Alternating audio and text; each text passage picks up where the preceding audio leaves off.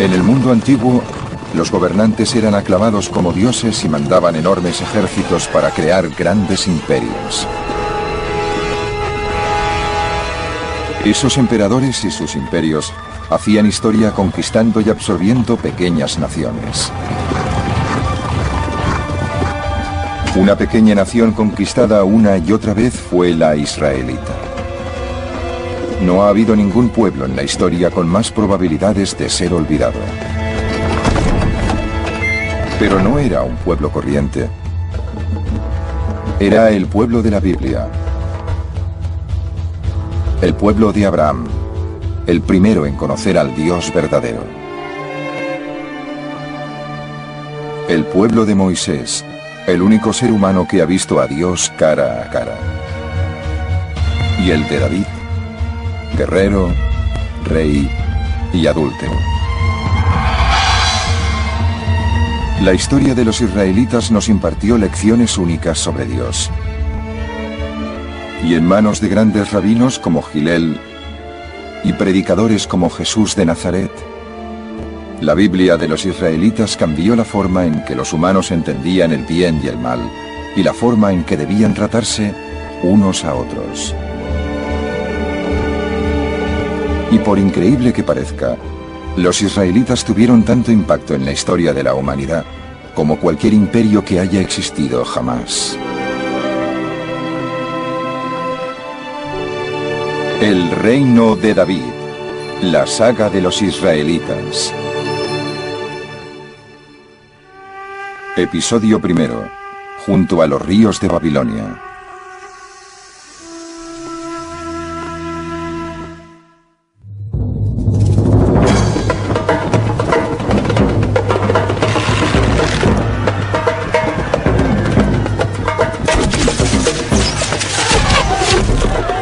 En el año 589 a.C., el pueblo de Judá, el último de los israelitas, se rebeló contra el rey babilonio Nabucodonosor. Este respondió ordenando a sus tropas que arrasaran Jerusalén y destruyeran la posesión más preciada de la gente de Judá, el templo de Salomón. Luego, Nabucodonosor ordenó que el rey de Judea viera cómo mataban a sus hijos ante sus propios ojos, en prueba de que su dinastía había llegado a su fin.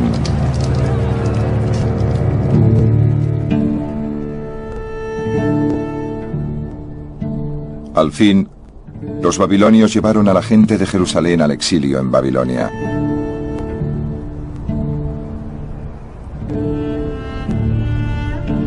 Durante el viaje de 10.000 kilómetros que separaba su diminuto país de Babilonia, el futuro de los hijos de Judea parecía muy oscuro. Solo unas cuantas generaciones antes, las tribus israelitas del norte habían marchado al exilio y desaparecido para siempre.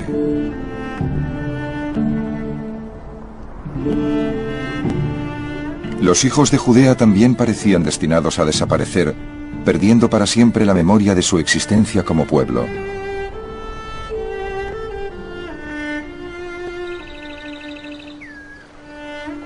Su desánimo se captó en un poema del libro de los Salmos. Junto a los ríos de Babilonia nos sentamos a llorar recordando Sión. Colgamos de los nísperos nuestras arpas, porque nuestros carceleros nos pedían que cantáramos una canción. Pero ¿cómo podemos cantar una canción del Señor en tierra extraña?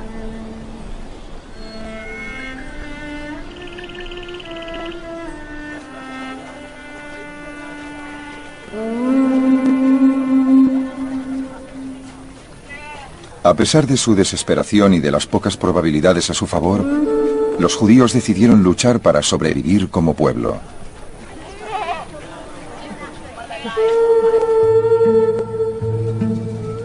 Decidieron luchar no con lanzas y espadas, sino escribiendo un libro.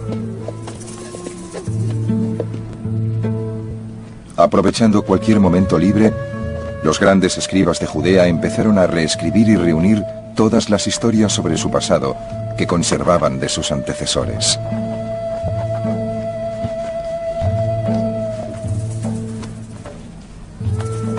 El texto que compilaron fue la primera edición del libro con mayor influencia en la historia de la humanidad, la Biblia hebrea.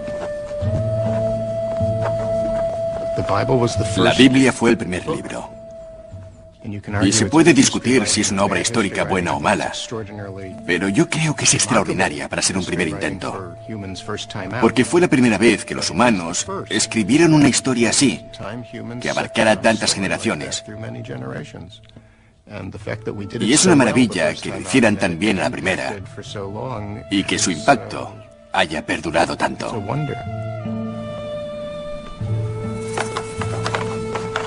Los escribas se entregaron a lo que consideraban una misión sagrada: revivir las lecciones de la historia para sus compañeros de exilio, para que entendieran por qué estaban en Babilonia y cómo podían volver a Jerusalén.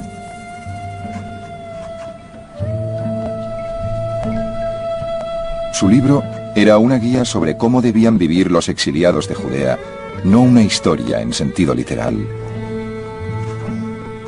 Hoy en día, muchos escépticos se preguntan si las historias de la Biblia contienen algo de verdad.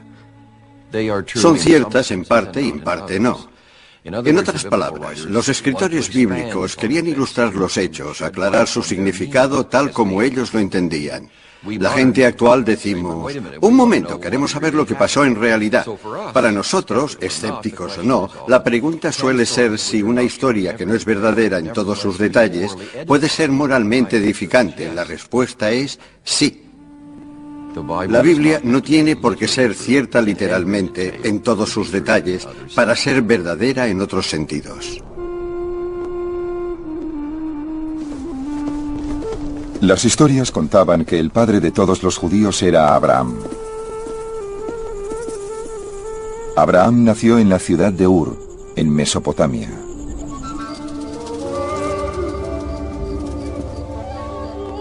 Según el libro judío de la tradición y la ley, el Talmud, la gente del país de Abraham adoraba el cielo, y cada ciudad adoraba un cuerpo celeste distinto.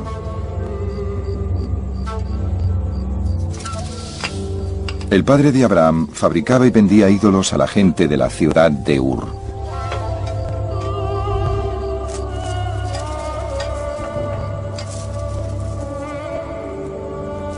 Pero Abraham no podía aceptar las ideas religiosas de su padre. Hay una leyenda muy famosa que dice que cuando Abraham era un muchacho, su padre, Terah, tenía una tienda que estaba llena de ídolos. Un día le dijo a su hijo, vigílame la tienda un momento, voy a salir. Cuando volvió, se encontró con que todos los ídolos de la tienda estaban rotos, menos el más grande, que tenía un bastón de madera en las manos. El padre dijo a Abraham, ¿qué ha pasado? Te dejé a cargo de la tienda, ¿qué ha pasado? Abraham dijo, no te enfades conmigo. Este Dios más grande ha destruido a todos los demás. Su padre dijo, ¿te has vuelto loco? Si son de madera y piedra. Y Abraham dijo, ajá, precisamente, solo son madera y piedra, y esta historia viene a decirnos que fue Abraham el primero en descubrir que había un solo Dios en el universo, que Dios creó el cielo y la tierra y no al revés. Según las historias, cuando Abraham empezó a decir que creía en un solo Dios que regía el universo, ese Dios le dio una misión. Y el Señor dijo a Abraham, dejarás tu país, tu familia y la casa de tu padre, y te irás a un país que yo te mostraré, y lo convertiré en una gran nación. Bendeciré a los que te bendigan, y maldeciré a los que te maldigan. Y todas las familias de la tierra serán bendecidas a través de ti.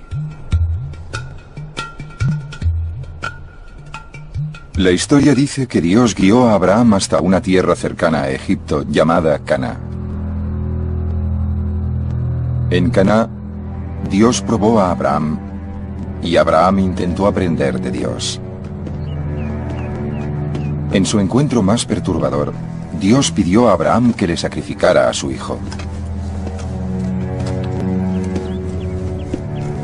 Abraham, Abraham, dijo Dios, toma a tu hijo, tu único hijo, tu amado Isaac, y ofrécemelo en sacrificio en la cima de una montaña que te señalaré.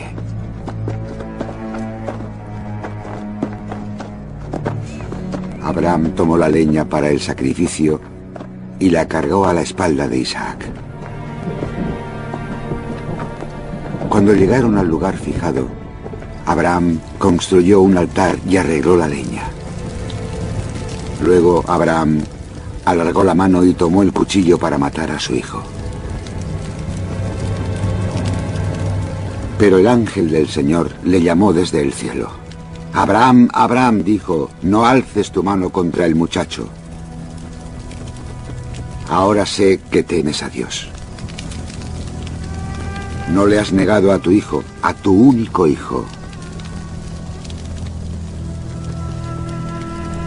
Toma el cordero que te doy y sacrifícalo en su lugar.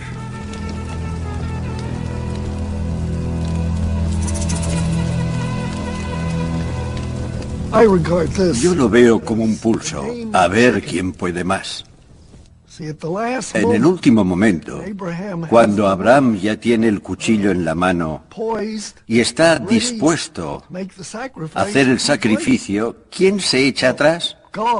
Dios o su ángel dice, vale, me doy por satisfecho, no lo hagas. ¿Lo habría hecho Abraham? Nadie lo dice. Tal vez ponía a prueba a la deidad, igual que la deidad, según cuenta la historia, ponía a prueba a Abraham.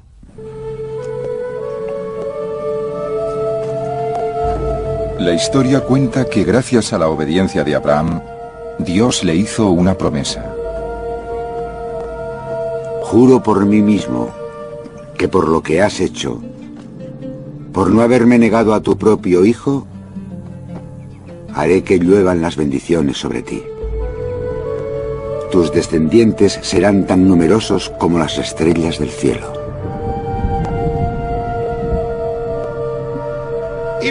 Abraham es, digamos, una figura mítica. Si existió históricamente o no, es casi irrelevante para lo que representa, que es el rechazo de la idolatría y la idea de convertirnos en un pueblo que adora a un solo Dios. En el imaginario judío,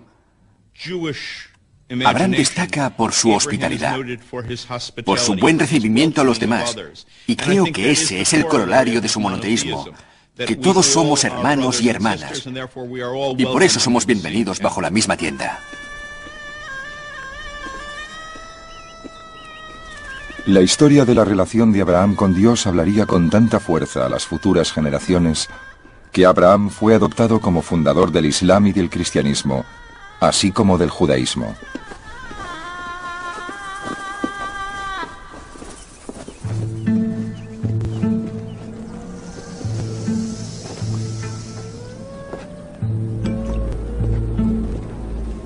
Pero para los escribas exiliados en Babilonia, escribir sobre sus antepasados no era suficiente.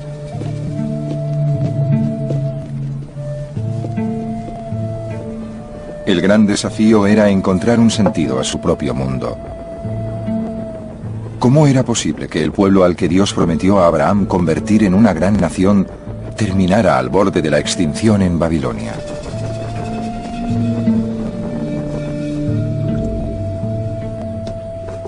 Uno de los problemas del monoteísmo es que no tienes a nadie a quien culpar cuando tienes problemas. En las religiones paganas, si otra nación te derrota, puedes decir que su Dios es más poderoso que el tuyo. Pero en el caso del monoteísmo, si estás sufriendo, es porque algo malo habrás hecho.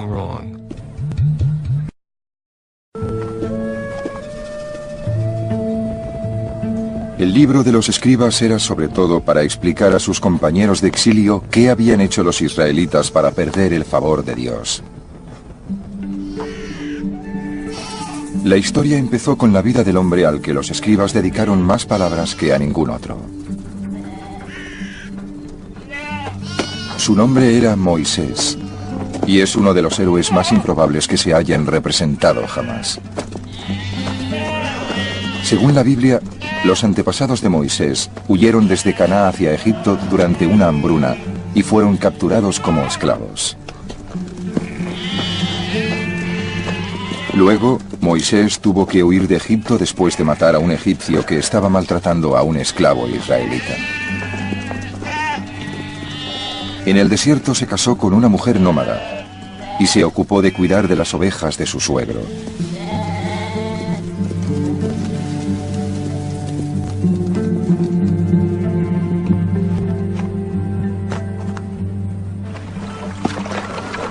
Pero Dios tenía otros planes para Moisés. Dios se le apareció como una llama que ardía dentro de un arbusto. Moisés miró y vio que el arbusto ardía, pero no se quemaba. Moisés dijo: «Debo acercarme a ver algo tan extraño». Cuando Dios lo vio, le dijo a Moisés desde dentro del arbusto: «Yo soy Yahvé, el Dios de tus antepasados, el Dios de Abraham, el Dios de Isaac, el Dios de Jacob.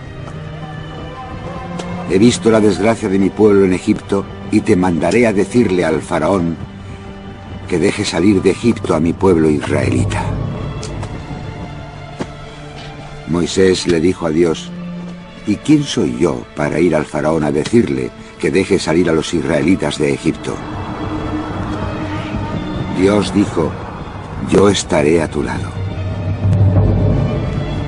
Entonces Moisés le dijo a Dios: «Por favor, Señor, manda a otra persona, porque nunca fui elocuente. Soy lento y dudo al hablar».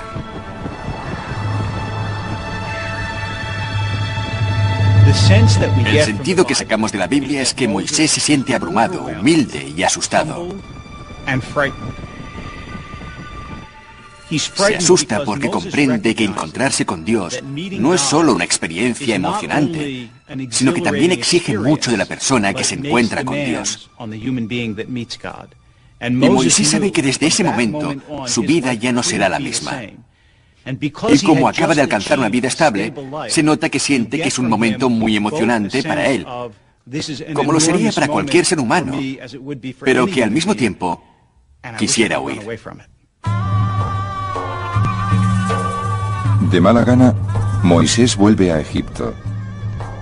Allí, siguiendo órdenes de Dios, inflige 10 plagas a los egipcios. Durante la 10ª plaga, que fue el origen de la Pascua, Moisés dijo a los israelitas que marcaran con sangre los quicios de sus puertas, para que el ángel de la muerte pasara de largo cuando matara a los primogénitos de todas las familias egipcias. Según las historias, después de la 10ª plaga, el faraón de Egipto liberó a los israelitas. Entonces Moisés los guió fuera de Egipto, hasta el desierto del Sinaí.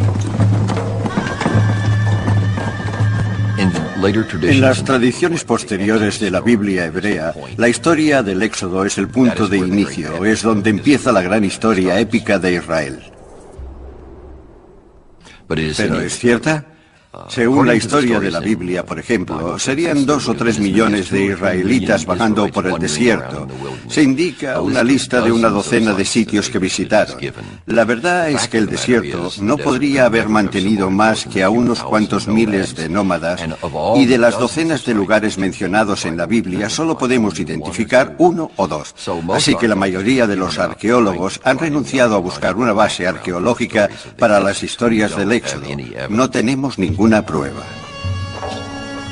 Para los escribas, era imposible relatar con una mínima exactitud histórica unos hechos que habían ocurrido 700 años antes de su tiempo. Lo único que podían hacer era comunicar a sus compañeros de exilio las lecciones eternas que enseñaba la historia de Moisés. Los estudiosos modernos discuten muchos aspectos de la historia del Éxodo.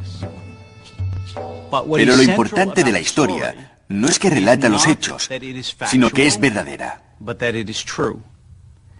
En otras palabras, la historia del Éxodo es una historia que contiene algunas de las verdades más profundas de la condición humana. ¿Qué significa vagar por el desierto? ¿Qué significa soñar con una tierra prometida? ¿Qué significa huir de la esclavitud y sentirse a la vez desorientados y emocionados con la idea de la libertad? Y esta es una historia sagrada, porque no solo contiene verdades, sino que contiene verdades animadas e inspiradas por Dios. Y así, la historia del Éxodo sirve para guiar nuestras vidas, aunque no fueran 600.000 hombres los que salieron de Egipto, aunque fueran 5, aunque no fuera ninguno.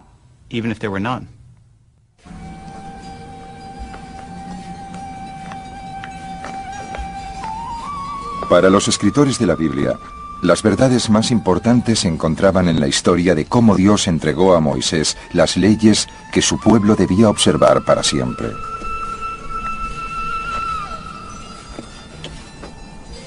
La Biblia dice que cuando Dios entregó esas leyes a Moisés, fue la única vez que se encontró cara a cara con un ser humano. El Señor descendió sobre el monte Sinaí y llamó a Moisés a la cima de la montaña.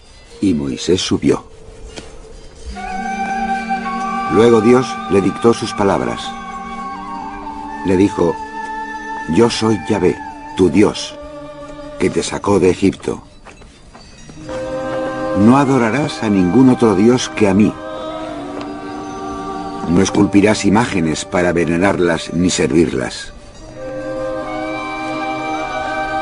No usarás el nombre de Yahvé en vano. Recordarás el día del Sabbat y lo santificarás. Honrarás a tu padre y a tu madre. No matarás. No cometerás adulterio. No robarás. No prestarás falso testimonio.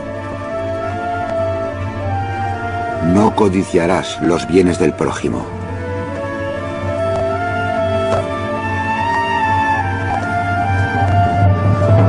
Cuando Moisés bajó del monte Sinaí, la piel de su cara estaba radiante, porque había estado hablando con Dios.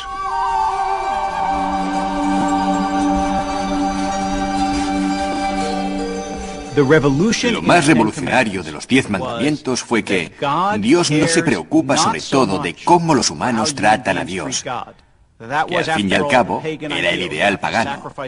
Hay que hacerle sacrificios como es debido, hay que obedecer sus indicaciones, porque los dioses te tratarán bien si tú les tratas bien. Pero los 10 mandamientos dicen que Dios se preocupa de cómo los humanos se tratan unos a otros. El enfoque deja de ser honrar a Dios tratando bien a Dios para honrar a Dios tratando bien a la persona que tienes delante. Los 10 mandamientos resumieron la esencia del mensaje judío para todos los tiempos. Para los escribas, lo que ocurrió en el monte Sinaí fue la clave para entender por qué Israel había perdido el favor de Dios. Porque los 10 mandamientos eran el núcleo de un contrato vinculante entre Dios y los israelitas. Uno de los grandes descubrimientos de los estudiosos del último siglo fue que en el antiguo Oriente Próximo había todo tipo de documentos legales, tratados entre naciones y entre individuos. Y en la Biblia, el contrato entre Dios e Israel adopta la forma de esos antiguos contratos. Usa la terminología legal de la época. Es como si ese contrato, firmado hoy en día, dijera: en lo sucesivo, Dios será la parte contratante de la primera parte, e Israel será la parte contratante de la segunda parte. Considerando que la parte contratante de la primera parte guió a la parte contratante de la segunda parte fuera de Egipto, lejos de la esclavitud, se acuerda que no tendrá otros dioses, etc. El contrato, en realidad, usa terminología legal. Se entendía como un contrato entre Dios e Israel. Dios ha hecho esto, esto y esto por vosotros, y esto es lo que vosotros tenéis que hacer a cambio.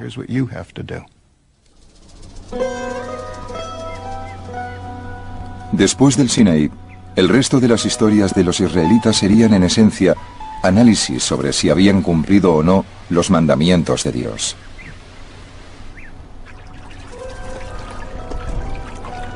Fue un desafío al que tenían que enfrentarse sin Moisés para guiarles. Porque según las historias, después de conducir a su pueblo por el desierto hasta la tierra prometida de Canaán, Dios prohibió al propio Moisés que entrara.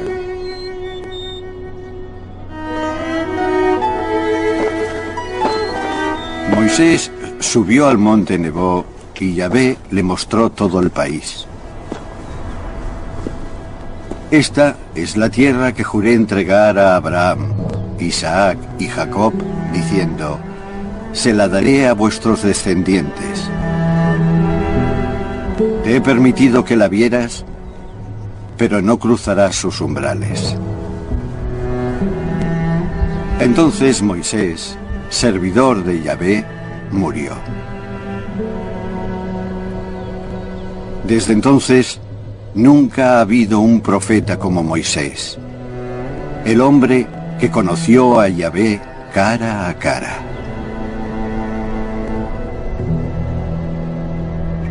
Tenemos a un hombre que, para empezar, no quería ser profeta. Fue Dios quien le obligó. Todo con la idea de llegar a la tierra prometida y luego, a las mismas puertas de la tierra prometida, le dice que no puede entrar y que debe morir. El dolor de ese momento es casi insoportable. Y también la sensación de que la vida de Moisés, a pesar de todos sus triunfos, es una vida frustrada. Lo único que hace que el lector pueda seguir es que la Biblia termina diciendo que Moisés vio a Dios cara a cara. Por eso, aunque Moisés no llegó a ver la tierra prometida, que era el objetivo de su vida, sí llegó a ver a Dios. Lo que, tal como dice la Biblia, es el objetivo de cualquier vida.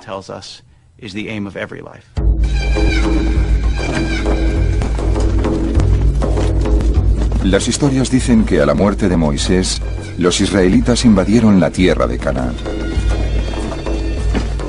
Dios hizo caer los muros de Jericó ante ellos y barrieron a los cananeos de su tierra tras una serie de grandes victorias militares. Pero según las pruebas históricas, los israelitas no invadieron Canaán, sino que eran cananeos también. ¿Por qué los arqueólogos de hoy en día discuten que los primeros israelitas no eran recién llegados a Canaán, sino indígenas? ¿Cómo podemos saberlo? Lo sabemos por su vajilla, que sigue la tradición de finales de la Edad de Bronce en Canaán. En esos asentamientos del siglo XII no encontramos nada nuevo que podamos identificar como israelitas. Fabrican vajillas del mismo estilo que la gente de esa zona llevaba siglos fabricando. También sabemos que los pasajes más antiguos de la Biblia de los hebreos describen la religión israelita de forma muy parecida a la religión cananea. Así que la continuidad entre la cultura cananea de finales de la Edad de Bronce y la llamada cultura israelita de la Edad de Hierro es muy estrecha. Las pruebas históricas sugieren que los israelitas provenían de las capas más bajas de la sociedad cananea. Esclavos, pastores, nómadas, que en una época especialmente dura marcharon para empezar una nueva vida en las montañas de Canaán. Se convirtieron en pueblo no combatiendo, sino contando historias. Uno de los misterios a los que nos enfrentamos es explicar cómo un pueblo se convierte en pueblo, cómo se forma la identidad étnica y cultural. Si los primeros israelitas eran un puñado de pastores, nómadas, campesinos y bandidos, ¿cómo se reunieron en esa zona y formaron una identidad tan fuerte? Una de las cosas que hemos aprendido en los últimos años es que la identidad cultural es en gran parte una ficción cultural. Así es como los israelitas crearon su identidad, contando sus historias. Es como si la historia creara al pueblo, tanto como el pueblo crea la historia.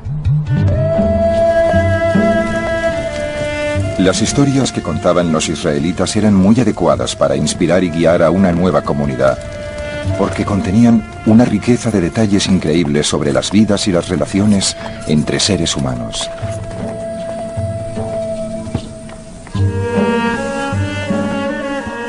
Después de convertirse en pueblo, los israelitas siguieron contando historias que exploraban el bien y el mal que hay dentro del corazón humano, para dar lecciones sobre Dios y su contrato con Israel. Uno de los grandes retratos del ser humano, con sus virtudes y sus debilidades, es la historia del rey David.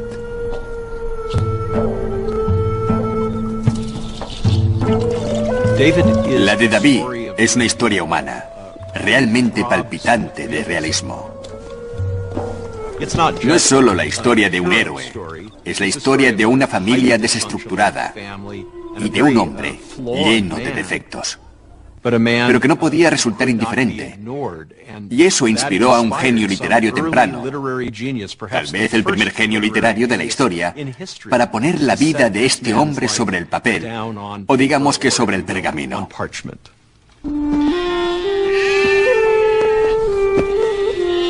En la primera historia que se cuenta de él, David era solo un muchacho campesino, hasta que un día Dios habló al profeta Samuel. Te enviaré a Jesé de Belén, porque he encontrado un rey para mí entre sus hijos. Samuel se dirigió a casa de Jesé a buscar al futuro rey. Samuel vio al hijo mayor de Jesé, pero Yahvé le dijo a Samuel: no te fijes en su aspecto ni en su altura, porque yo le he rechazado. Yo no miro como los humanos. Ellos ven las apariencias, pero yo veo el corazón. Dios dijo a Samuel que rechazara a 7 de los hijos de Jesé, uno a uno. Luego Samuel preguntó: ¿no tienes ningún otro hijo? Jesé contestó: solo queda el más pequeño, que está cuidando el rebaño. Dios dijo: levántate y úngelo. Él es el elegido.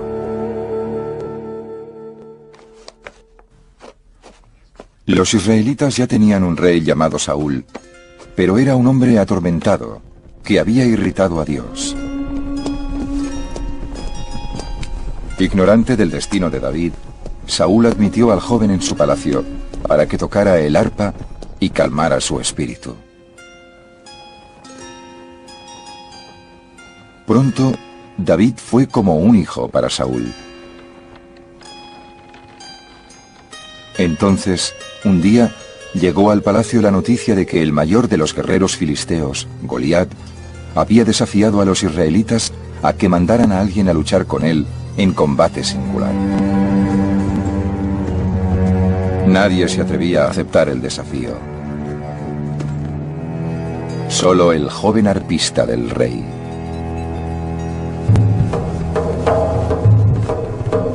Con la honda en la mano, David fue a luchar contra Goliat.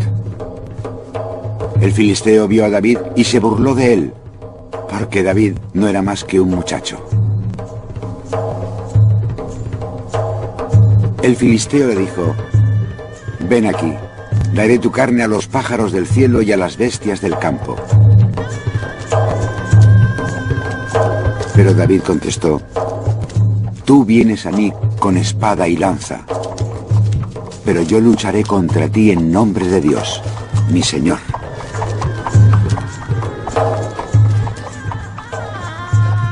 Para los escritores de la Biblia, la historia del pequeño David matando a Goliat significaba mucho más que una simple batalla.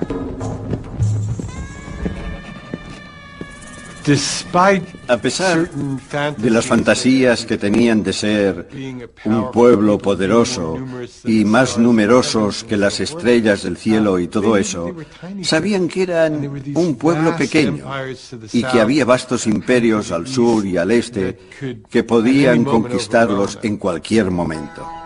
Por eso, no dejaban de insistir en la idea de que hay cosas más importantes para el ser humano que la fuerza física. Cuando David mató a Goliat, su fama se extendió por Israel. El amor del rey Saúl se convirtió en celos, e intentó matar a David una y otra vez. David huyó de la corte de Saúl y se convirtió en un bandido. Una noche, desde su escondite, David vio a Saúl y su ejército. Para los hombres de David, era la ocasión perfecta para salvar su vida y convertirle en rey. En medio de la noche, David y uno de sus hombres se abrieron camino hacia el campo enemigo y encontraron a Saúl dormido en su campamento. Entonces el hombre dijo a David: «Déjame que lo clave en el suelo con su propia lanza». David contestó: «No le mates. Nos llevaremos la lanza que hay junto a su cabeza y su jarra de agua y nos marcharemos». Cuando llegó a la colina más cercana, David levantó la lanza de Saúl y le llamó. David sale y le lanza un discurso a Saúl diciendo que no le desean ningún mal. Y de repente, en uno de esos giros tan notables de la narrativa bíblica, Saúl dice: «¿Es tu voz, David, hijo mío?», y se echa a llorar. Cuando el rey Saúl muere en una batalla contra los filisteos, el hijo menor del pastor ve cómo se cumple su destino. David es coronado rey.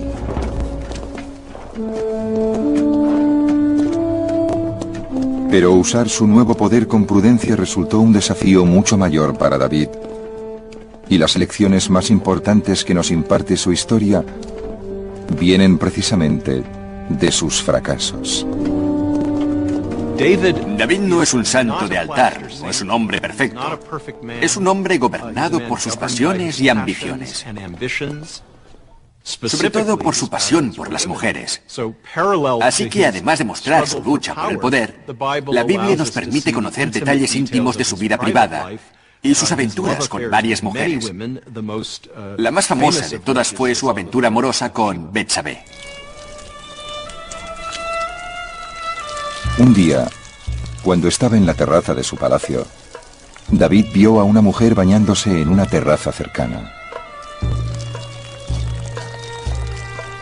David hizo averiguaciones y le dijeron que la mujer se llamaba Betsabé. David mandó mensajeros a buscarla. Ella vino y él se acostó con ella. Cuando Betsabé le dijo que estaba embarazada, David hizo que mataran a su marido en una batalla.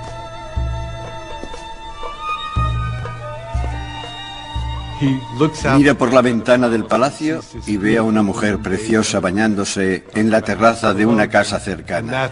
Y ahí es donde se mete en un lío. Pero el lío no es el sexo.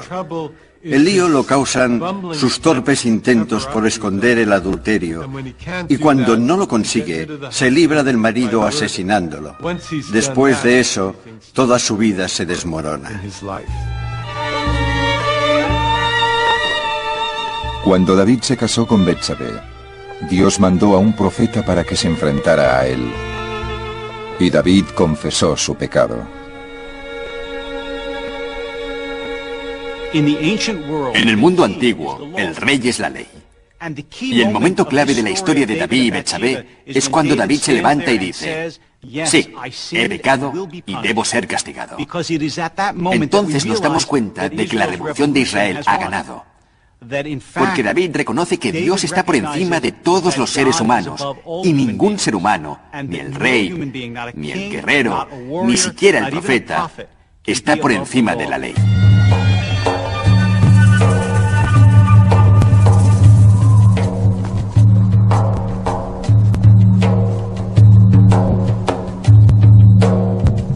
Como castigo por su pecado, Dios maldijo a David y a sus descendientes.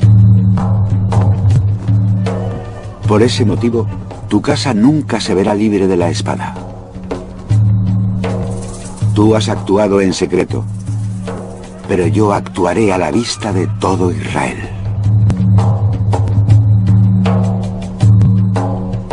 En sus últimos años, David fue traicionado por su hijo favorito y se convirtió en un anciano débil y solitario.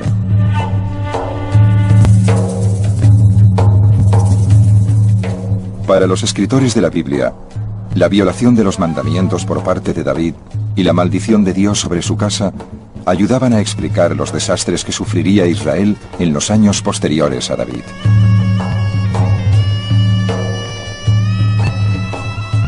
La Biblia dice, y los registros arqueológicos lo confirman, que en el año 720 a.C., los asirios conquistaron las 10 tribus del norte de Israel y las deportaron a las regiones más lejanas de su imperio. Al poco tiempo se disolvieron entre sus nuevos vecinos y la mayor parte de los israelitas desaparecieron para siempre de las páginas de la historia.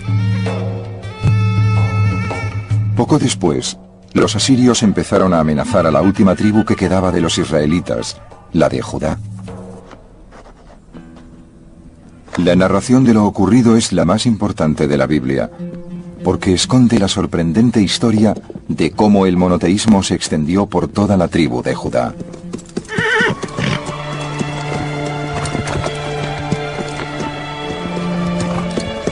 En el año 640 a.C., la tierra de Judea estaba gobernada por el rey Josué. Josué tenía un miedo atroz a que su pueblo no estuviera preparado para enfrentarse a la amenaza no solo de Asiria, sino también de Egipto y Babilonia. La mayor parte del pueblo de Judea era gente rural, a quienes les importaba poco Jerusalén y su rey. Tampoco sabían gran cosa del contrato de Israel con el Dios único. En realidad, parece ser que la mayoría del pueblo de Judea adoraba a una diosa llamada Ashera, y que creía era la esposa del Dios de Israel. Una lectura superficial de la Biblia hebrea hace suponer que todos los primeros israelitas eran monoteístas. Pero hoy en día, muchos arqueólogos y estudiosos de la Biblia creen que el monoteísmo fue una evolución mucho más tardía y tal vez no llegó a imponerse hasta la caída de Jerusalén a principios del siglo VI a.C. Así que los primeros israelitas eran casi todos politeístas. Tal vez adoraban al nuevo Dios, Yahvé, pero junto a él adoraban a Alé, la antigua deidad masculina del panteón cananeo, y sobre todo adoraban a Ashera, la diosa madre. Ya sé que a muchos les parecerá difícil aceptar, pero Dios tenía una compañera.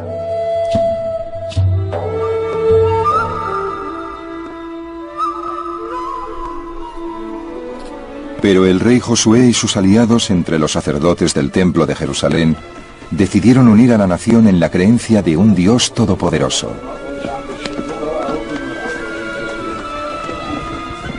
Y así, en el año 622 a.C., dijeron que en el templo habían encontrado un libro desconocido hasta entonces, escrito por Moisés, llamado el Deuteronomio. Un día, cuando estaban limpiando el templo, alguien salió corriendo y dijo a los sacerdotes que habían encontrado el libro en el templo. Ahora, por el lenguaje que se cita en este libro, sabemos que se trata del libro del Deuteronomio. Los estudiosos contemporáneos creen que el libro del Deuteronomio se escribió más o menos por esa época y lo dejaron en el templo para que se descubriera y así se originaría la Reforma. El libro del Deuteronomio prohibió el culto de Ashera y otros dioses paganos. Y algo mucho más importante, decía que el propio Yahvé solo podía ser adorado en el templo de Jerusalén. Y así, según la Biblia, Josué envió sus tropas a las cimas de las montañas, donde los israelitas llevaban siglos haciendo sacrificios. Josué destruyó todos los templos de las montañas que los reyes de Israel habían construido para provocar la ira de Yahvé. A todos los sacerdotes de las cimas que estaban en sus templos, los descuartizó sobre los altares. Y en esos mismos altares quemó huesos humanos.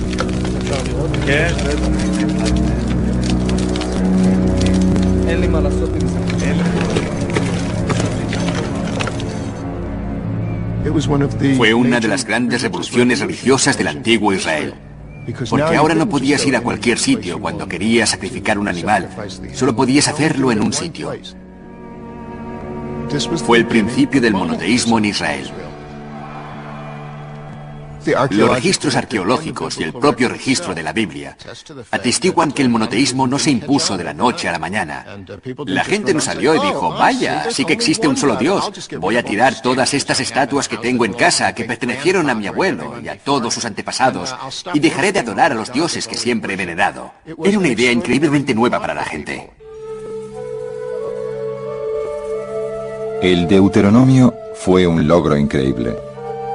Dio vida al monoteísmo en Judea, volviendo a narrar la historia de Moisés, centrándose sobre todo en enseñar cómo debían tratarse los humanos entre sí.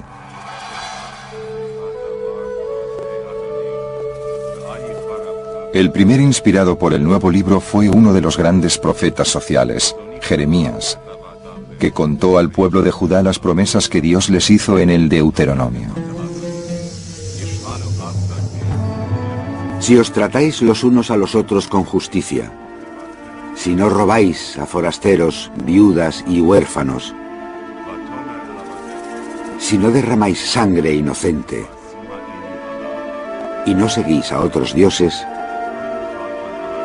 os dejaré permanecer en este lugar, en este país que entregué para siempre a vuestros ancestros. La Biblia nos exige que nos cuidemos unos a otros y que nos amemos unos a los otros. Y los profetas nos dicen que haciéndolo encontraremos a Dios. Los profetas sociales insisten muchísimo en que si tienes riquezas, debes compartirlas. Como dice Amos, no puedes tumbarte en sofás de marfil y beber vino. Si no das a los pobres, le fallas a Dios.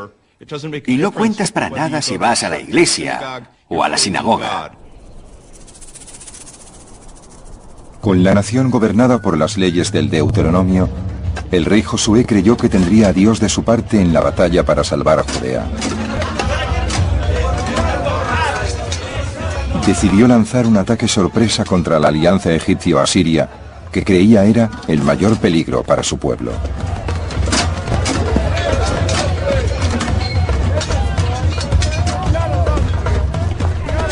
En el año 609 a.C., Josué y sus hombres pusieron una trampa al ejército egipcio. En la batalla que siguió, los judíos quedaron rodeados, y el rey Josué resultó muerto.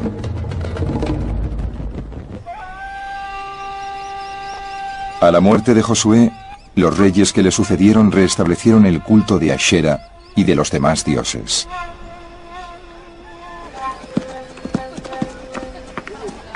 En respuesta a su abandono del monoteísmo, el profeta Jeremías dijo al pueblo de Judea que había recibido un amenazador mensaje de Dios. La palabra de Yahvé llegó a mí. Ve a casa del alfarero. Y fui a casa del alfarero y le encontré trabajando en el torno. Pero la vasija que hacía le estaba saliendo mal, como ocurre a veces con las vasijas de barro. Así que volvió a empezar. Entonces escuché la voz de Yahvé. Casa de Israel, ¿es que no puedo hacer yo lo mismo que el alfarero? Oíd, os estoy preparando un desastre. Según Jeremías, Dios estaba tan irritado que decidió mandar a los judíos al exilio y volver a empezar.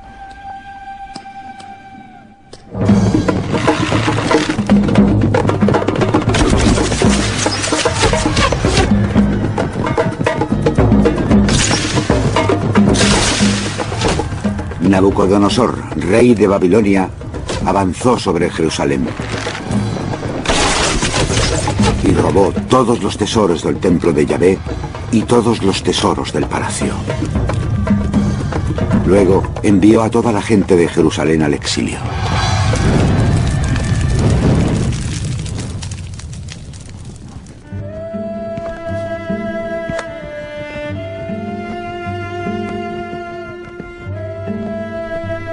Con la conquista de Judea por los babilonios, los escribas llegaron al final de la historia de cómo el pueblo elegido fue enviado al exilio.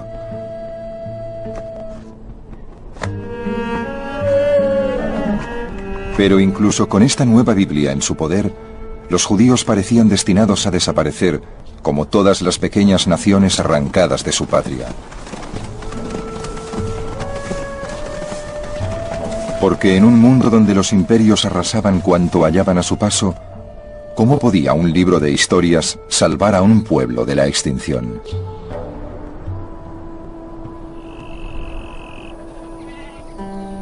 Pero en Babilonia ocurrió algo muy notable. Cuando los exiliados judíos leyeron y estudiaron la Biblia, su visión sobre sí mismos se transformó.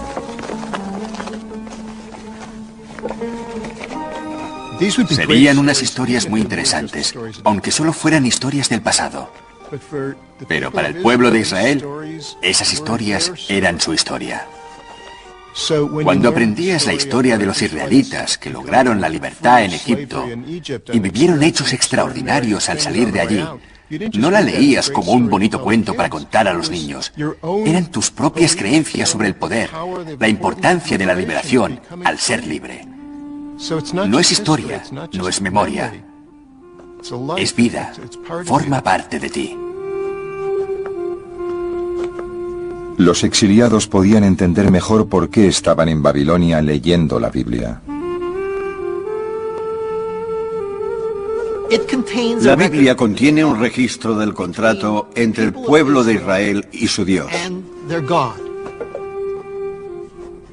Pero también recoge las penas previstas por violación del contrato.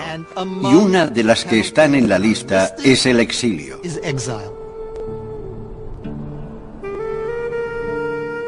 Aquí tenemos un libro histórico que cuenta una historia religiosa. No es un auténtico libro histórico, es un vehículo para expresar una filosofía religiosa. Pero la filosofía religiosa es que Dios es justo, y si te castiga, es que existe un motivo. Las historias también contenían otro mensaje. Para los que aceptaban su culpa y cambiaban de actitud, había esperanza. Si regresas a tu Dios y obedeces su voz con toda tu alma y tu corazón, Él hará regresar a los cautivos. Aunque te hubieran exiliado en los límites del firmamento, Dios puede hacerte volver incluso desde allí.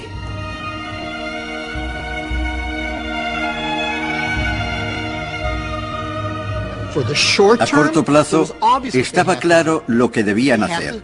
Tenían que prestar atención al contrato y empezar a vivir según el contrato desde el exilio. Y lo que vemos en el exilio en Babilonia es una transformación de la religión israelita en algo nuevo que podríamos llamar la forma más temprana de judaísmo. En Babilonia, los judíos abrazaron la creencia en un Dios todopoderoso como nunca antes.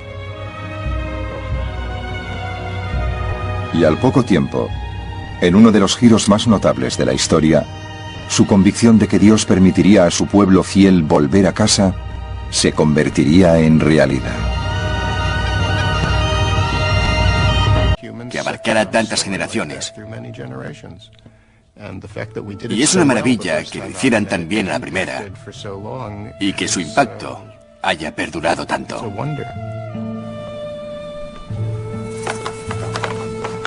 Los escribas se entregaron a lo que consideraban una misión sagrada: revivir las lecciones de la historia para sus compañeros de exilio, para que entendieran por qué estaban en Babilonia y cómo podían volver a Jerusalén.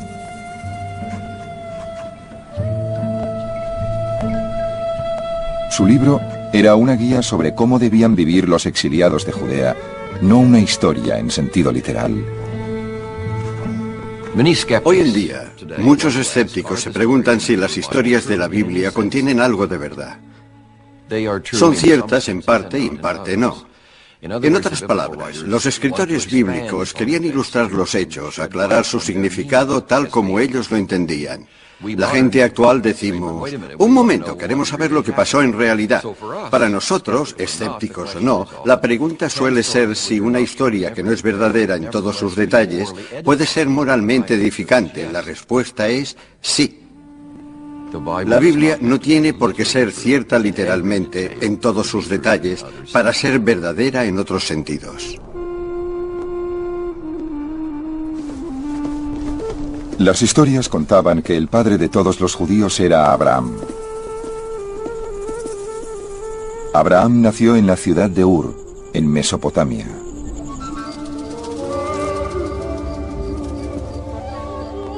Según el libro judío de la tradición y la ley, el Talmud, la gente del país de Abraham adoraba. Episodio primero, junto a los ríos de Babilonia.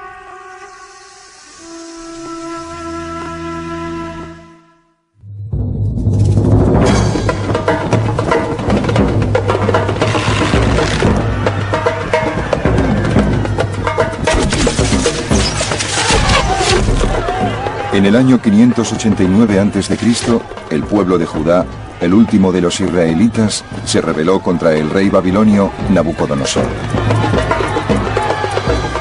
Este respondió ordenando a sus tropas que arrasaran Jerusalén y destruyeran la posesión más preciada de la gente de Judá, el templo de Salomón. Luego, Nabucodonosor ordenó que el rey de Judea viera cómo mataban a sus hijos ante sus propios ojos, en prueba de que su dinastía había llegado a su fin.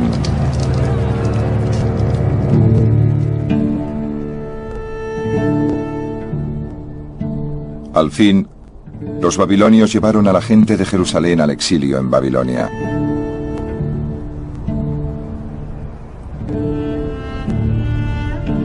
Durante el viaje de 10.000 kilómetros que separaba su diminuto país de Babilonia, el futuro de los hijos de Judea parecía muy oscuro.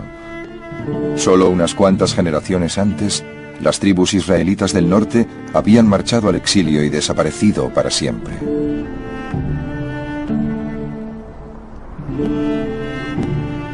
Los hijos de Judea también parecían destinados a desaparecer, perdiendo para siempre la memoria de su existencia como pueblo.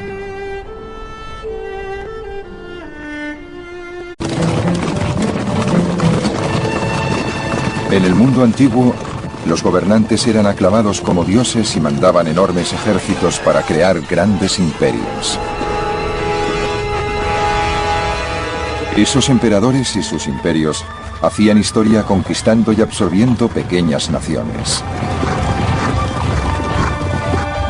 Una pequeña nación conquistada una y otra vez fue la israelita. No ha habido ningún pueblo en la historia con más probabilidades de ser olvidado.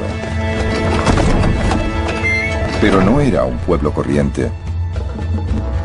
Era el pueblo de la Biblia. El pueblo de Abraham, el primero en conocer al Dios verdadero. El pueblo de Moisés, el único ser humano que ha visto a Dios cara a cara. Y el de David, guerrero, rey y adúltero. La historia de los israelitas nos impartió lecciones únicas sobre Dios. Y en manos de grandes rabinos como Gilel y predicadores como Jesús de Nazaret, la Biblia de los israelitas cambió la forma en que los humanos entendían el bien y el mal, y la forma en que debían tratarse unos a otros. Y por increíble que parezca, los israelitas tuvieron tanto impacto en la historia de la humanidad como cualquier imperio que haya existido jamás. El reino de David, la saga de los israelitas.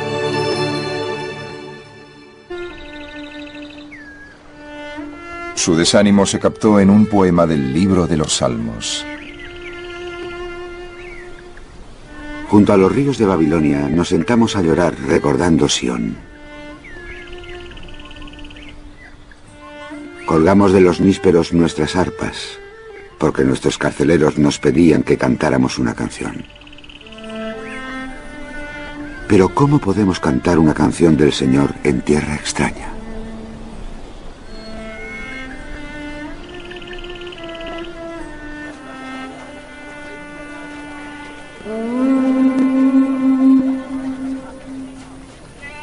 A pesar de su desesperación y de las pocas probabilidades a su favor, los judíos decidieron luchar para sobrevivir como pueblo.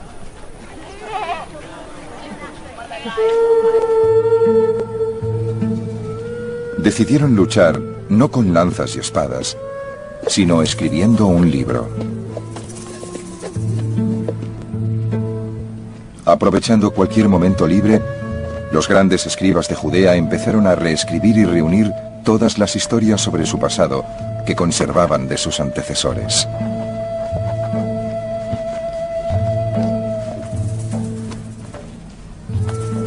El texto que compilaron fue la primera edición del libro con mayor influencia en la historia de la humanidad, la Biblia hebrea.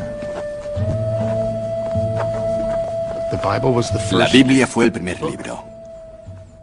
Y se puede discutir si es una obra histórica buena o mala, pero yo creo que es extraordinaria para ser un primer intento. Porque fue la primera vez que los humanos escribieron una historia así. Estaba el cielo, y cada ciudad adoraba un cuerpo celeste distinto.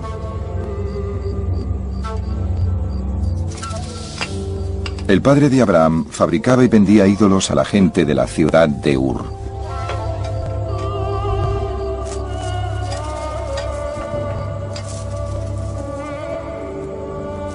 Pero Abraham no podía aceptar las ideas religiosas de su padre.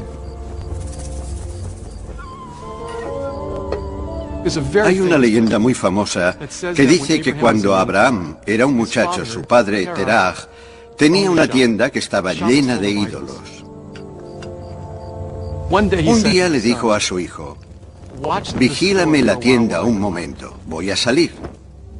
Cuando volvió, se encontró con que todos los ídolos de la tienda estaban rotos, menos el más grande, que tenía un bastón de madera en las manos.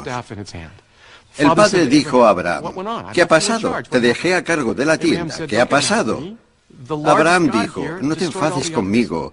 Este Dios más grande ha destruido a todos los demás. Su padre dijo: ¿te has vuelto loco?